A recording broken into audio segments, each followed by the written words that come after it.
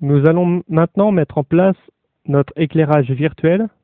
Dans la scène par défaut de Blender, je vous le rappelle, il y a une lampe qui est déjà ajoutée. Donc on va utiliser cette lampe qui est de base et on va la déplacer pour qu'elle soit dans le sens de la caméra.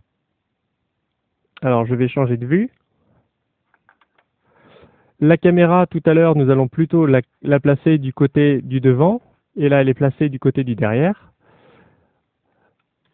Donc en prenant en compte ce paramètre, je vais placer la lampe à peu près à 45 degrés de l'emplacement futur de la caméra. Et cette lampe, je vais pouvoir gérer son énergie en étant dans le contexte lampe ici. Et on a un onglet lampe dans lequel il y a Energy qui est à 1 par défaut. Et on peut manipuler l'énergie produite par la lampe grâce à ce paramètre. Je vais revenir à 1. Pour mieux voir l'interaction des lampes et des objets, je vous propose de passer en mode d'affichage Textured. Donc vous cliquez sur cette petite liste et vous passez de solide à Textured. Et donc là, on a une gestion interactive de la lumière. C'est-à-dire que si je bouge la lumière, je vois son action directement dans la vue 3D.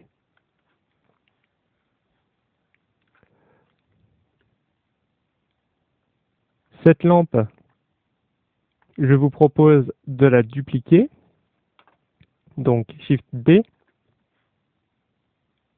Et on va placer cette lampe